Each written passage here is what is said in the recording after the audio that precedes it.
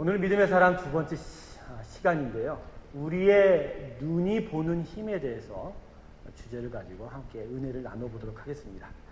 차를 운전할 때 가장 어려운 부분이 무엇인가요? 처음에 차를 운전할 때 모든 것이 다 어렵지만 시간이 지나면서 다 운전에 익숙하게 됩니다. 그렇지만 여전히 끝까지 익숙하지 못하게 되는 것이 있는 게 바로 후진입니다. 뒤로 가는 것은 그렇게 익숙해지지 않습니다. 특별히 후진으로 해서 주차하는 패러럴 파킹이 아주 제일 어렵지 않습니까?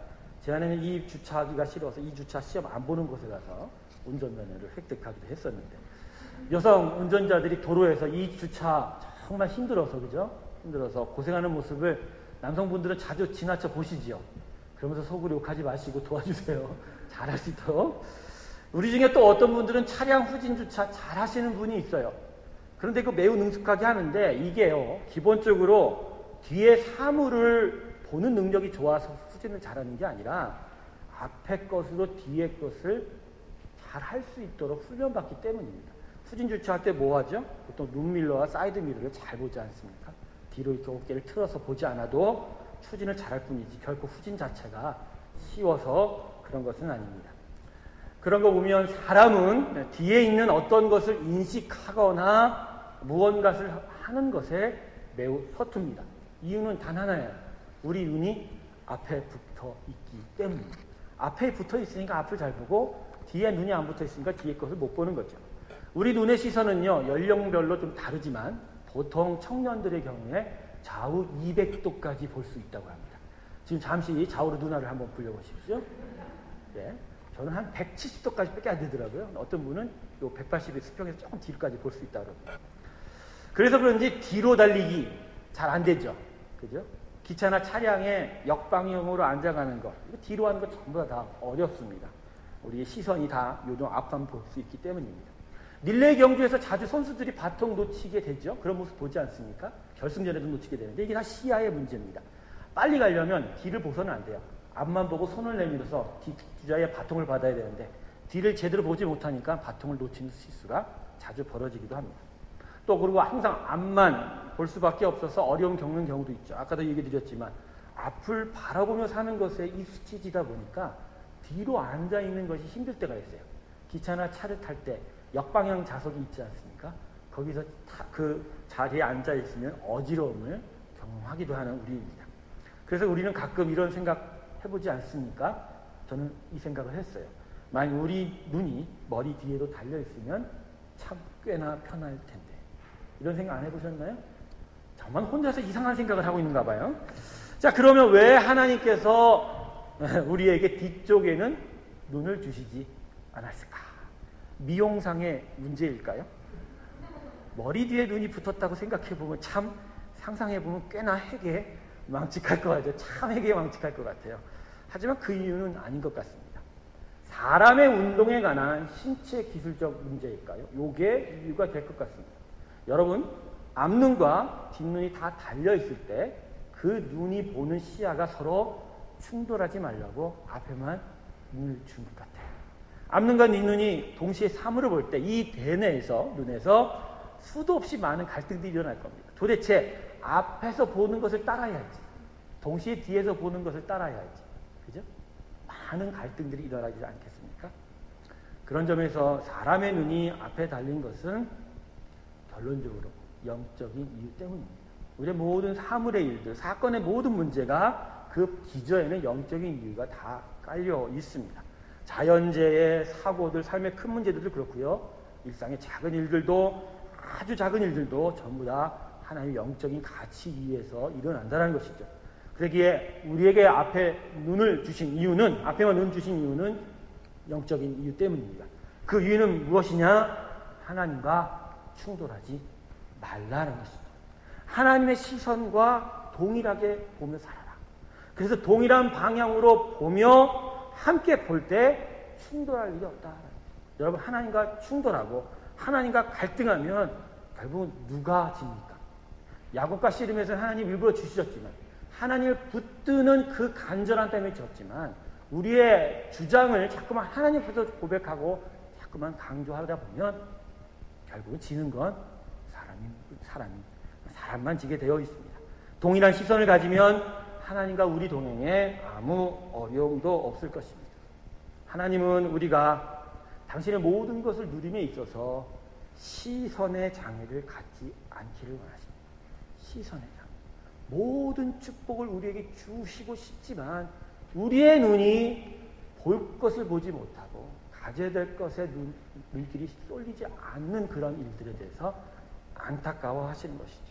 오늘 본문의 말씀은 이 메시지를 우리에게 매우 극적으로 전달해 주고 있습니다. 본문으로 한번 돌아가 보겠습니다. 아브라함 하나님의 부르심에 순종해서 하란을 떠날 때 아브라함 조카인 롯도 함께 떠났다고 합니다. 여러분, 아브라함에게 형제가 몇 명 있었습니까? 성경책을 읽어보시면 알겠지만 남동생이 2명이 있었어요. 나홀과 하란이 있었어요. 자, 하란은 아버지와 함께 데라와 함께 우르를 떠날 때 이미 우르에서 이미 죽었다고 했어요. 근데 그 하란의 아들이 누구죠? 롯입니다. 그러니까 아비가 없어서 롯을 데리고 데라와 함께 우르에 왔다. 하란까지 왔다가 거기서 다시 롯과 아브라함의 일족이 가나안 땅으로 오게 된 것입니다. 롯도 아브라함 같이 하나님의 부르심을 순종하며 본토 친척 아비의 집을 떠난 믿음의 사람이었습니다. 그때까지. 창세기 12장 4절을 보면 아브라함이 하나님 말씀을 쫓아갔고 롯도 그와 함께 갔다라고 합니다. 그러니까 롯도 아브라함과 똑같이 하나님의 말씀을 듣고 그 말씀대로 쫓아갔다는 것이죠. 하지만 오늘 이 본문의 사건 이후로 롯은 아브라함과 이별하게 됩니다. 그리고 다시는 믿음의 자리에 돌아오지 못합니다.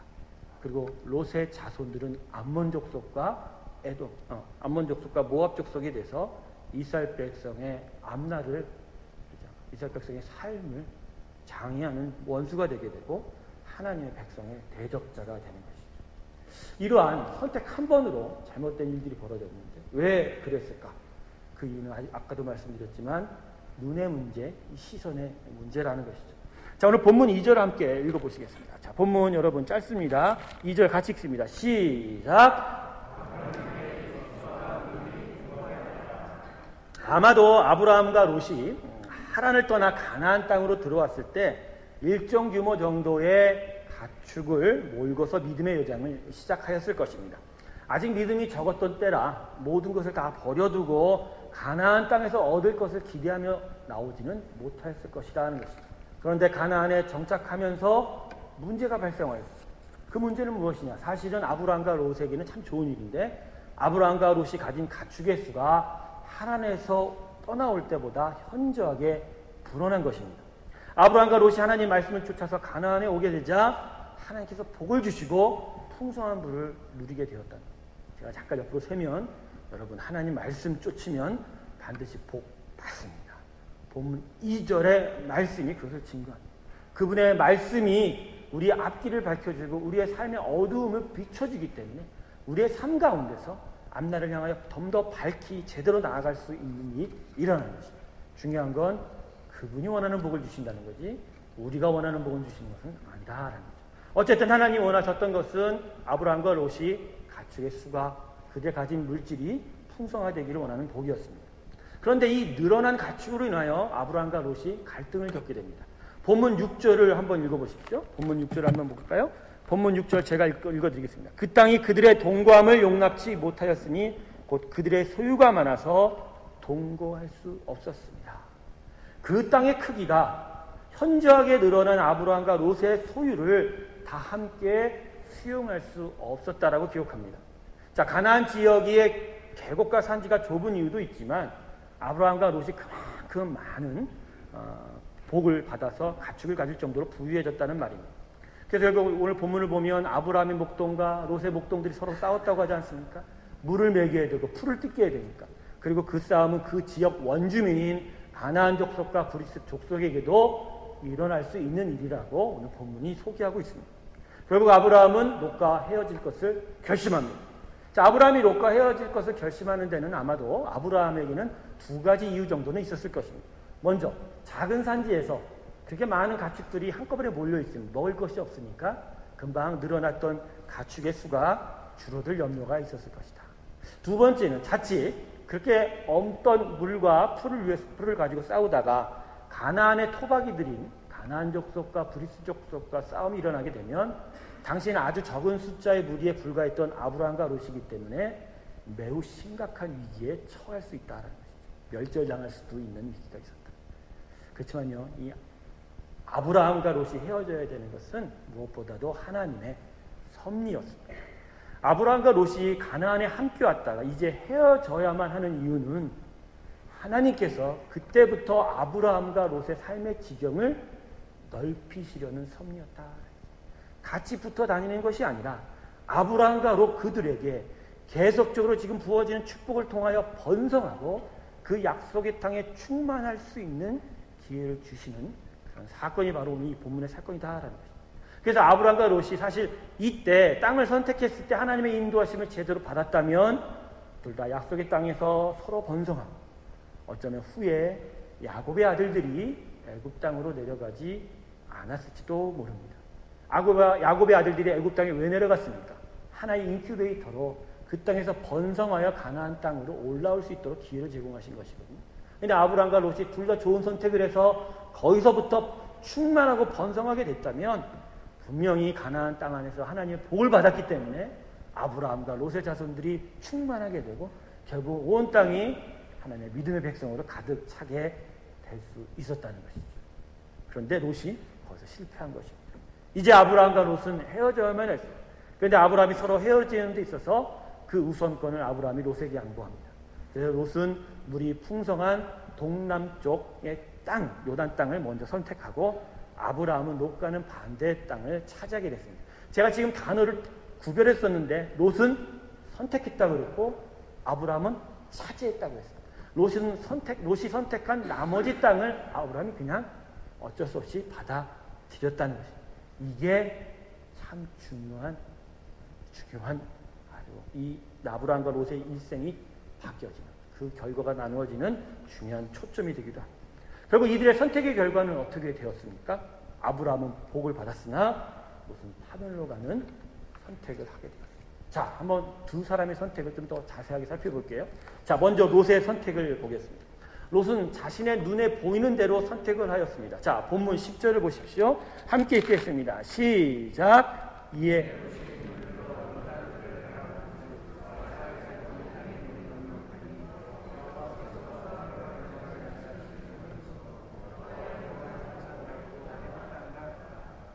자, 롯이 선택한 땅은 물이 풍성하였다고 하죠.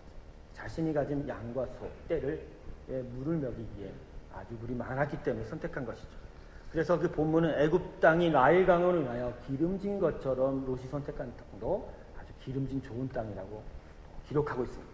사실 롯이 택한 땅은 하나님께서도 인정하신 땅입니다. 본문에 뭐라고 그러죠? 여호와의 동산과 같다라고 말씀하지 않습니까? 하나님 당신께서도 그 땅이 좋은 걸 인정하셨어요. 하지만 롯의 선택은 하나님의 시선이 아니었다는 것이죠. 그 증거가 뭐였냐면 본문 13절을 보면요. 소돔 사람은 악하여 여호와 앞에 큰 죄인이었다라고 하는 구절이에요. 롯의 선택에 대한 결과를 평가를 이렇게 하시는 거예요. 지금 롯이 큰 어떤 실패를 당했다라고 기록하는 게 아니라 그 땅에 악하고 죄 많은 자들이 가득하였다라고 기록하는 것입니다. 롯이 선택한 땅은 하나님도 인정한 좋은 땅이었어요. 그러나 중요한 건 보기에 좋은 땅이었지 하나님의 뜻이 있는 땅이 아니었다라는 것입니다. 그러면 하나님의 뜻이 무엇이냐? 이 본문 13절로 인하여 유추해 보면 하나님은 롯이 죄악이 가득한 땅에서 그 죄악으로 인하여 고통당하기를 원치 않으셨다라는 거예요. 그래서 롯이 그 땅을 선택하지 않기를 바라셨어요. 그런데 롯은 스스로가 그 땅을 택했고 결국 소돔의 멸망 때에 간신히 목숨을 구하여 나오는 처지가 되었습니다. 롯은 그러면 그렇기 때문에 롯은 아브라함이 자신에게 우선권을 줄 때 아브라함에게 그 우선권을 넘겼어야 됐어요. 왜요?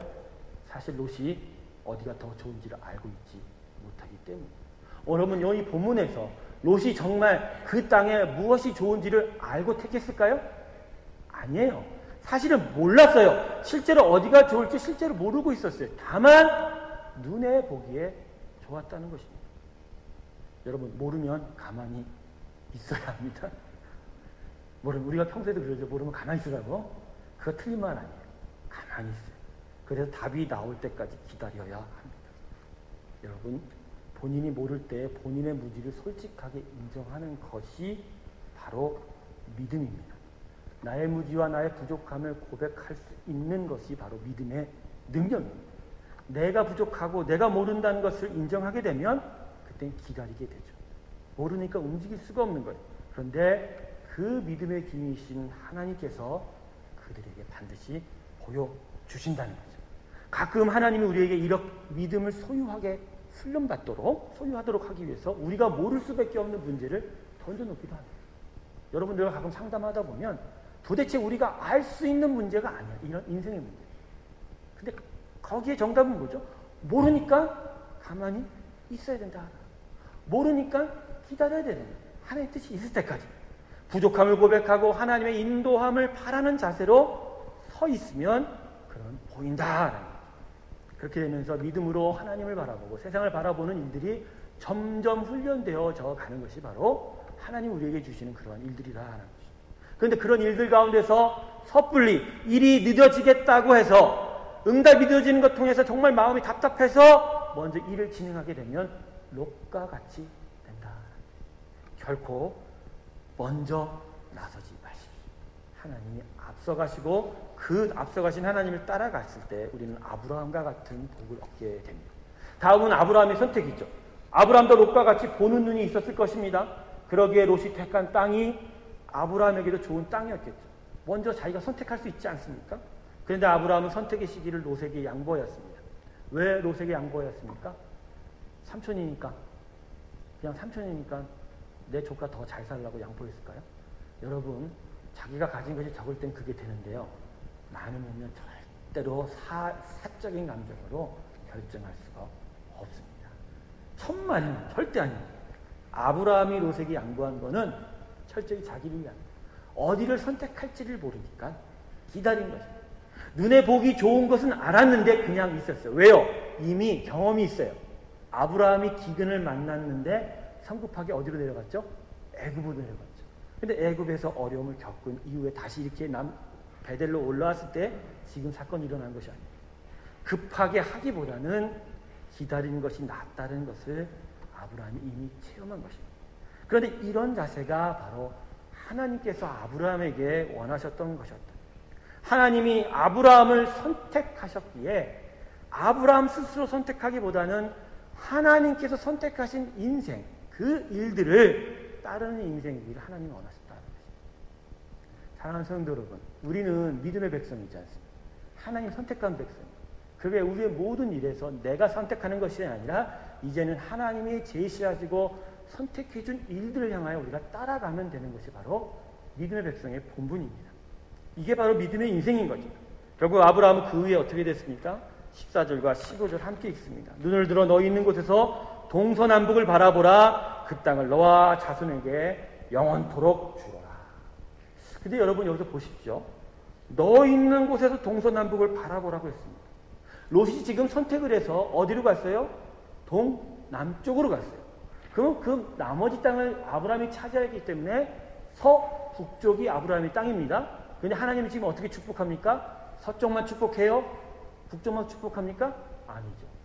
롯이 갔던 동쪽과 남쪽도 다 축복하여 아브라함에게 다 주시겠다고 말씀하십니다. 할렐루야. 이게 뭐예요? 하나님의 선택을 기다렸더니 오히려 롯이 선택한 땅도 전부 다 믿음의 사람 아브라함의 땅이 된다는 것입니다. 기다리면 손해보는 것 같지만 얻지 못할 것 같지만 그러나 하나님을 따라가면 오히려 잃었던 모든 것들도 다 얻게 된다는 것입니다. 이게 삶의 지혜요. 믿음이 우리에게 가르쳐주신 지혜. 소돔에서 멸망당하기 전에 간신히 몸만 피하여 나온 롯과는 아주 차이가 나는 결과가 나타나게 됐습니다. 하나님과 같이 보는 자가 되었더니 하나님 뜻에 의하여 하나님께서 책임지시는 인생이 되었다라는 것입니다. 하나님의 사람은 하나님과 같이 보는 자입니다. 하나님과 똑같이 보려는 시선 그 자체가 믿음입니다. 그래서 하나님과 같이 보기 위한 세 가지 지혜를 여러분과 함께 나누려고 합니다. 여러분 적으셔도 참 좋습니다. 첫 번째, 하나님과 같이 보기 위해서는 무엇보다도 나 자신의 보는 힘이 부족하다는 것을 인정해야 합니다. 여러분, 우리가 눈에 보이는 것을 먼저 찾는 이유는요, 내가 보는 것에 확신이 있고 내가 볼 수 있는 힘이 있다고 내 자신이 여기기 때문입니다. 그런데 한번 믿음의 사건들을 경험하고 하나님을 경험하게 되면 내가 보는 힘은 여전히 부족한 것을 깨닫게 됩니다. 그럴 때 하나님의 시선을 붙잡게 되는 것입니다. 여러분이 정말로 하나님과 같이 보시려면 내가 보는 시야는 부족하다는 것을 인정하셔야 합니다. 보이는 것이 전부가 아니다. 여러분, 이 말이 무슨 의미냐면 내가 지금 보고 있는 이 현상이, 이 사건의 사실과 정보가 틀렸다는 것이 아니에요. 이 말의 정확한 의미는 시간에 대한 의미입니다. 지금은 좋을지 몰라도 나중에 안 좋을 수 있지 않습니까? 근데 그거 우리가 몰라요. 하지만 지금 안 좋아도 나중에 좋을 수도 있죠. 또 그것도 우리가 몰라요.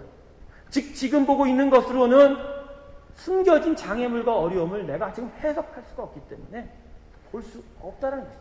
그러니까 보이는 것이 전부가 아닌 것이죠. 그러면 어떻게 해야 돼요?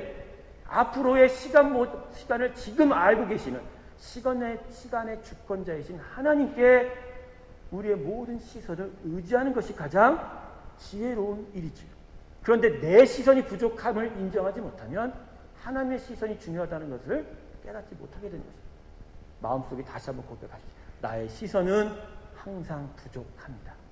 그렇게 됐을 때 두 번째, 하나님의 시선을 찾을 수 있는 지혜를 하나님께 주시게 됩니다. 부족한 그 시선 가운데 하나님의 눈으로 보는 훈련이 진행되게 됩니다. 여기도 한 몇 가지가 되는데, 첫 번째, 하나님은 중심을 찾으시는 분. 아브라함은 하나님이 중요하게 여기시는 시선을 쫓았고 롯은 사람이 여기는 시선을 쫓았던 것입니다. 하나님께서 무엇을 귀하게 여기시는가를 항상 모든 일에 선택할 때 머릿속에 염두하십니다. 하나님이 원하시는 것은 바로 영적 가치입니다. 이 세상이 죄로 인하여 배반당한 땅이기 때문에 여기서 생명을 살리기 위해서는 영을 살려야 돼요. 영이 살면 범사에 살아나는 일이 나타난다는 것입니다. 그렇기 때문에 하나님의 시선을 같이 보려면 먼저 영적 가치를 찾는, 중심을 보는 시선이 있어야 된다. 물리적, 물질적 크기에 현혹당하지 마십시오. 작고 초라해 보여도 그 안에 하나님의 우리의 영을 살리시는 뜻이 있다면 그것이 바로 우리가 택해야 할 것이 되는 것입니다. 할렐루야. 두 번째, 세상과 거꾸로 보십시오. 롯은 세상이 보는 대로 택하였다가 망할 뻔하였습니다. 여러분, 하나님의 뜻은 대체로 세상의 방식과 거꾸로입니다. 왜 그런지 아십니까? 세상이 하나님을 배반하였기 때문에 세상은 언제나 하나님과 정반대로 가게 됩니다. 이 흘러가는 저 하나님과 점점 멀어지는 세상 따라가게 되면 하나님으로부터 멀어지게 돼요. 오히려 세상 따라가는 그 길의 정반대의 길을 택하면 대부분이 하나님의 길이 되게 되어 있습니다. 세상과 거꾸로 보시 주님을 축원합니다. 세 번째, 먼저 숲을 보십시오. 하나님께서 본문에서 우리에게 가르치시는 것은 지금 당장의 필요에만 머무는 시선이 아니라 그 이후에 결과에 대한 전체적인 시선이 필요하다. 지금 불어난 양과 소에게 물을 먹이고 풀을 뜯길 그 필요에 따라만 움직이지 마시고 장차 나의 삶이, 내 인생 전체가 하나님의 손에서 어떻게 움직여져야 되는 그 큰 그림을 볼 수 있도록, 그 큰 그림에 먼저 초점을 맞추며 나아갔을 때 길이 보인다는 것입니다. 목표를 바라보면서 길을 찾을 때, 여러분, 숲에서 헤매이는 사람들이요, 자신이 어디로 가야 되는지를 발걸음을 인식하고 싶어서 뭘 하죠? 자기가 봤던 나무나 큰 나무나 돌멩이들을 놓고 하거든요. 절대 길 못 찾습니다. 뺑뺑 돕니다. 사람은요, 계속요, 자전의 영향도 있고 사람의 그 영향이, 제 영향이 있어서 오른쪽이나 왼쪽으로 항상 계속 도는 경향이 있어요. 지혜로운 사람은요, 먼저 산 위로 올라갑니다. 산 밑으로 내려가야 사는데 산으로 올라가요. 나무 위로 올라가든지 거기서 내가 헤쳐나가야 될 전체 이 숲과 땅의 조경을 바라봐요. 그리고 나서 내가 방향을 정하게 되는 거예요. 사랑하는 성도 여러분, 숲을 보시는 자가 되시길 주님으로 축원합니다. 하나님의 전체적인 조감도를 소유할 때 그 안에서 내가 구체적으로 나아가는 길이 나타나게 된다. 마지막으로 네 번째는 해답을 가까이서 찾아야 합니다. 롯과 아브라함의 문제가 뭐였습니까? 소와 양이 많아서, 소유가 많아졌기에 헤어졌어야 됩니다. 물론 그렇게 소유를 많이 주신 것도 하나님의 축복이었지만 만일 이때 아브라함과 롯이 오히려 같이 있고 싶어서 소유를 줄였다면 그죠? 롯이 잘못 선택할 일이 발생하지 않게 된다는 것입니다. 때로는 하나님이 우리에게 내 주변에 있는 일들에서 고쳐야 될 것과 바로잡아야 될 것을 요구하시면서 문제를 줄 때가 있어요. 여러분 그럴 때 대부분은 줄여야 합니다. 대부분은 바르게 고정해야, 치정해야 되는 것이죠. 거기서부터 하나님의 뜻을 찾는 일이 시작이 될 것입니다. 자, 마지막으로 하나님과 같이 보는 일을 위해서 우리에게 필요한 세 번째 일은 하나님의 시선과 충돌하지 말아야 합니다. 제가 아까 말씀드렸죠. 우리의 눈이 앞에 붙은 거는 무엇 때문이라고요? 하나님과 충돌하지 않기 때문이다. 눈이 앞에 달린 건요, 우리 앞서가신 나의 인생의 주인인 하나님만 보라고 우리 앞에만 눈을 주셨습니다. 할렐루야. 제가 그랬죠. 믿음이란 건 무엇이죠? 저 하늘을 바라보며 앞만 향하여 내 좌우의 손을 붙잡고 가는 것이 믿음의 삶이라고 제가 말씀드렸습니다. 앞을 향하여 계속적으로 나를 이끄시는 하나님의 인도하심에 우리의 두 눈은 거기에만 고정되어야 돼요. 그렇기 때문에 하나님은 뒤에 눈 안 주셨어요. 왜? 뒤에 것은 필요 없다는 거예요. 뒤에 보지 마. 옆에도 눈 안 주셨어요. 옆에 거 별로 신경 쓰지 마. 앞보다 보면 옆 사람과도 같이 손 붙잡을 수 있다는 거예요. 오히려 옆 사람은요, 시선을 주면 안 돼요. 시선 주면 비교하게 돼요. 시선 주면 시기하게 돼요. 옆은요, 그냥 손 뻗으세요. 손을 잡고 같이 가는 거예요. 오직 우리의 눈은 어디만 향해라? 앞만 향해. 누구를 보고? 예수님. 앞만 향하라고 세상, 너 앞에 있으니까 세상 보고 가지. 앞을 향하여 나의 인생을 인도하시는 하나님만 봅니다.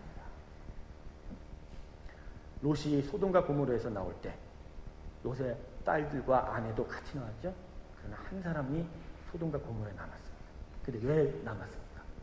뒤를 돌아봤기 때문에. 롯의 아내가 뒤를 돌아보아서 결국 돌덩어리로 굳어졌습니다. 여러분 돌아보지 마십시오. 뒤돌아보는 일 절대 하지 마십시오.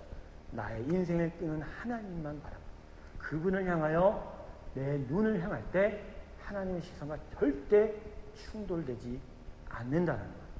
여러분 하나님과 시선이 충돌되면요, 거기서부터 여러 가지 어려운 일들이 발생하기 시작합니다.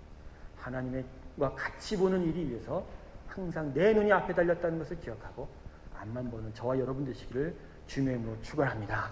말씀 마치겠습니다. 우리는 시선의 장애를 넘어야 하는 인생입니다.